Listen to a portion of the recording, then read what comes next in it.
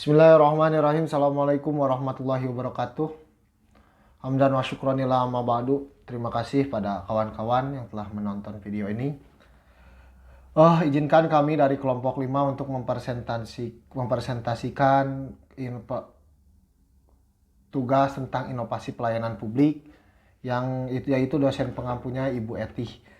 Mohon maaf dari kami juga karena kami tidak bisa tepat waktu dalam pengerjaan dan presentasinya.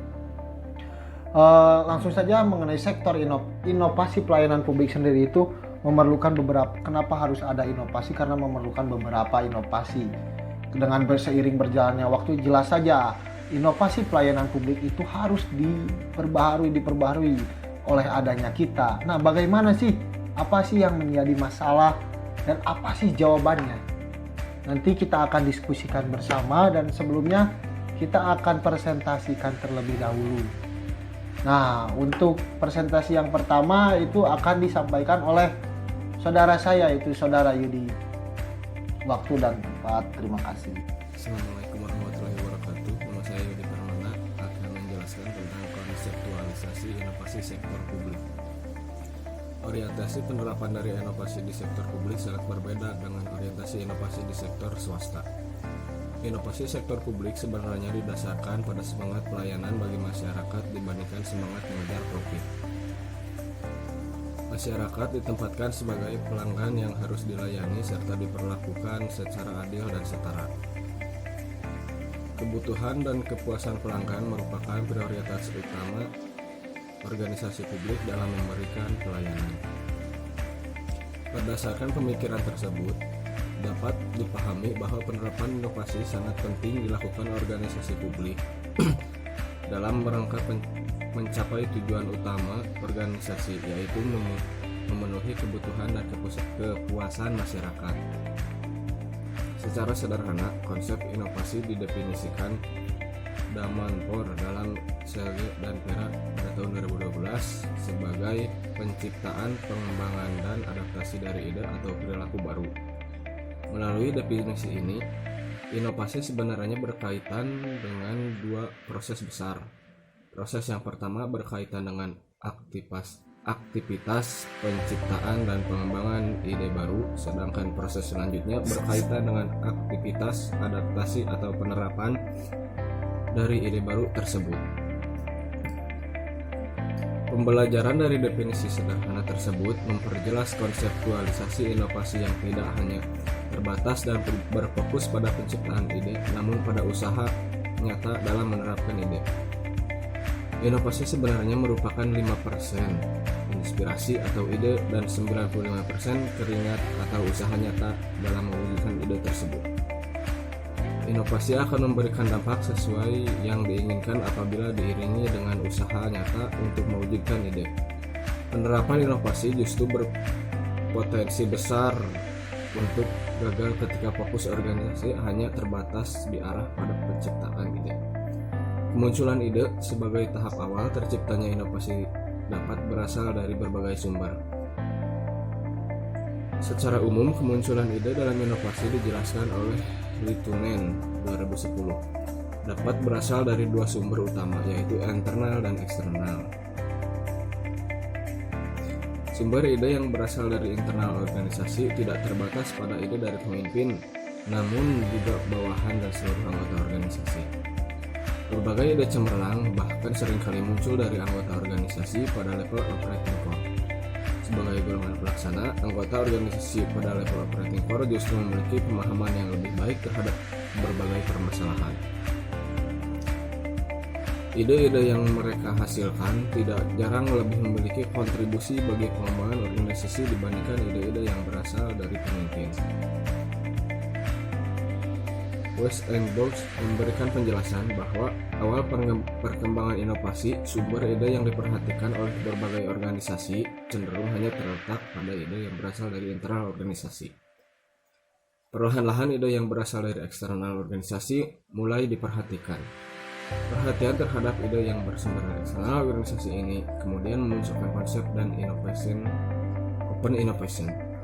Sekian penjelasan dari saya. Assalamualaikum warahmatullahi wabarakatuh.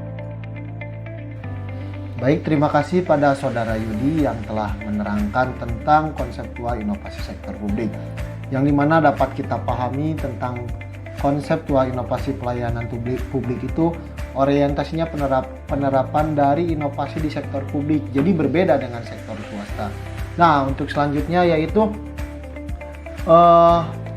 yang akan disampaikan oleh Saudari Eka tentang tantangan dalam mewujudkan inovasi publik.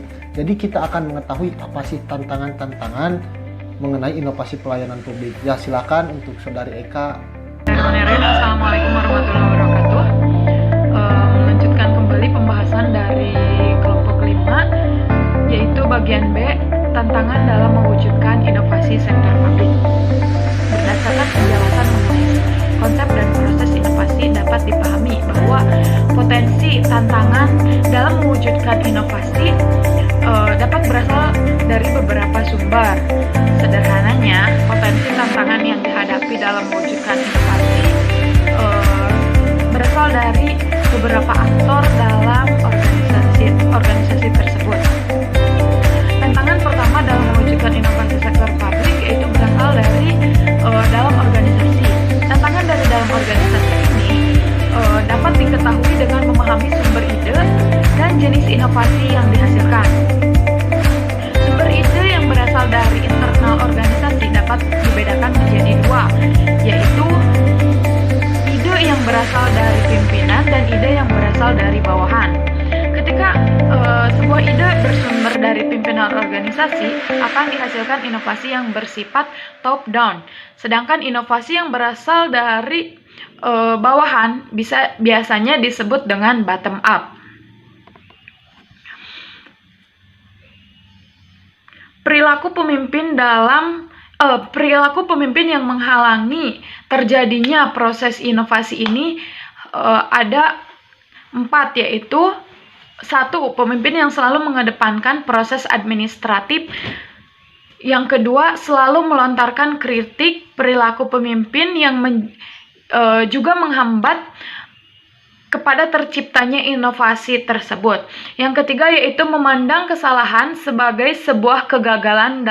Salah satu perilaku pemimpin yang juga menjadi hambatan dalam proses inovasi adalah selalu memandang kesalahan bawahan sebagai sebuah kegagalan.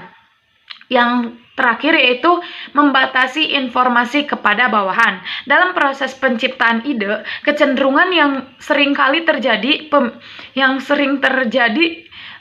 yaitu pemimpin justru selalu membatasi informasi kepada bawahannya.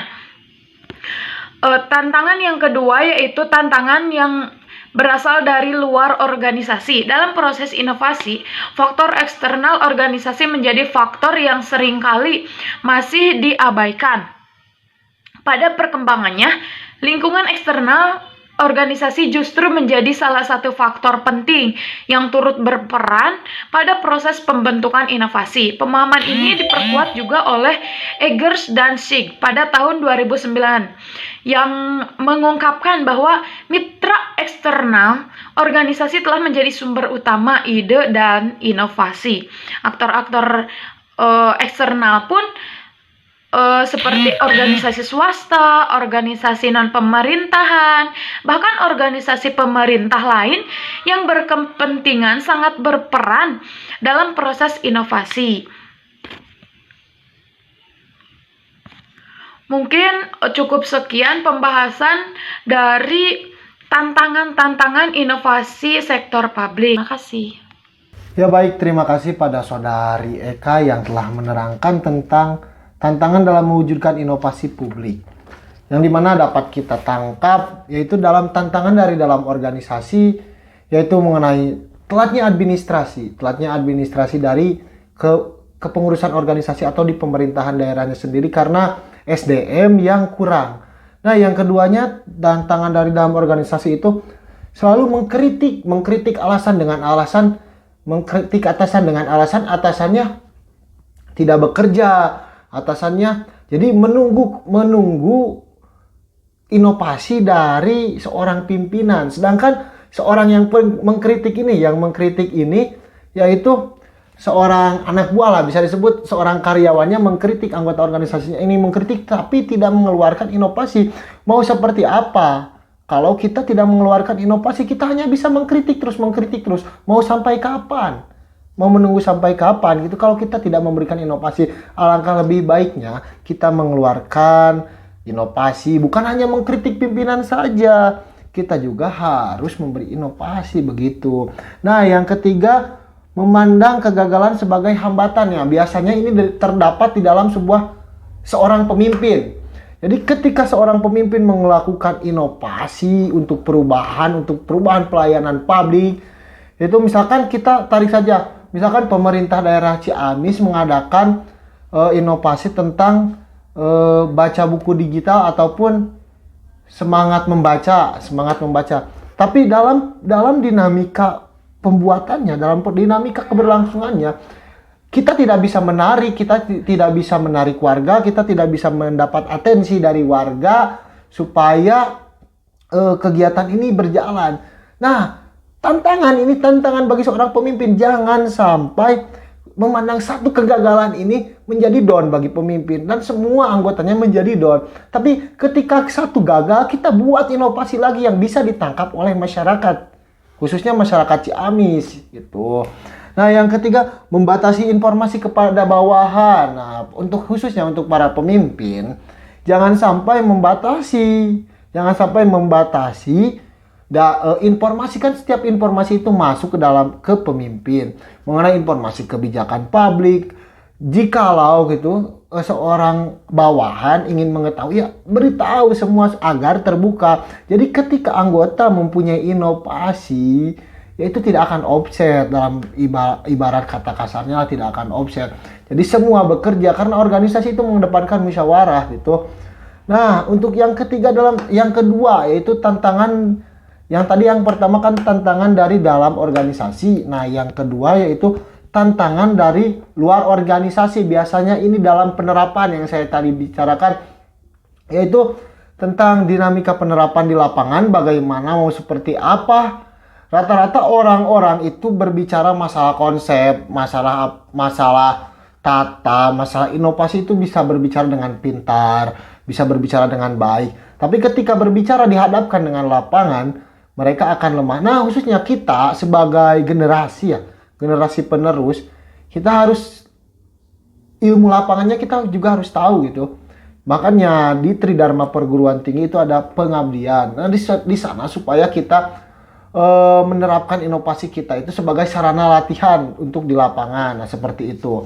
Jadi khususnya pada dasarnya ketika ingin inovasi itu ingin terjalan dan terrealisasi dengan baik, perlu beberapa aspek yang dilibatkan. Yang pertama jelas pemerintah, terus masyarakat, dan sektor-sektor lainnya, termasuk swasta. Karena dengan berkolaborasi, dengan bekerja sama, kita dapat membuat Indonesia yang lebih baik ataupun negara ataupun daerah kita yang lebih baik. Mungkin cukupkan sekian dari kelompok kami. Mohon maaf bila banyak kesalahan. Wallahul muwaffiq ila aqwamit thoriq. Wassalamualaikum warahmatullahi wabarakatuh.